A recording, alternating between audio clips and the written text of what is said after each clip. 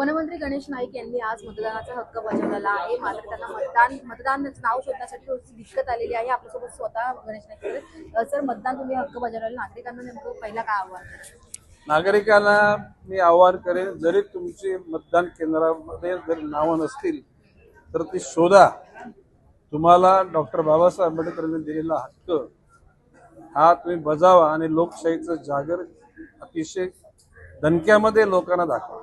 जर मंत्र्यांच्याच नावामध्ये प्रॉब्लेम असेल किंवा नावच सापडत नसेल तर सामान्य नागरिकांचं काय होणार? नाही, बाब अशी इथली निवडणूक यंत्रणा ढिसाळ आहे असं माझं मत आहे. जर का सुस्पष्टपणा जर मतदाराला निश्चित माहीत पडला नाही तर त्यांचं एक प्रकारचं म्हणजे हिरवड होऊ शकतो.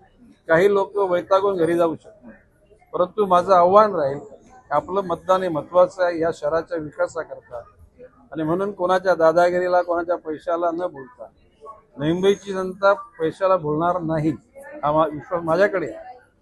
दादागिरीचा प्रयत्न झाला पण पोलिसांनी तो मोडून काढलेला आहे आणि नवी मुंबईची जनता तशी दादागिरीचा भीक घालत नाही.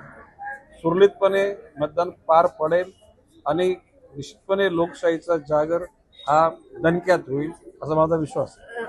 रात्रीपर्यंत काही लोक नवी मुंबईमध्ये थांबतात, नवी मुंबईच्या उमेदवारांना भेटतात, एवढी कसली भीती आली की रात्री येत आहे? आता कोण रात्री कोण भूत वावरतात असं लोक म्हणतात. ज्याने धास्तावलेल्या लोकांना रात्री अपरात्री भटकण्याची वेळ आली.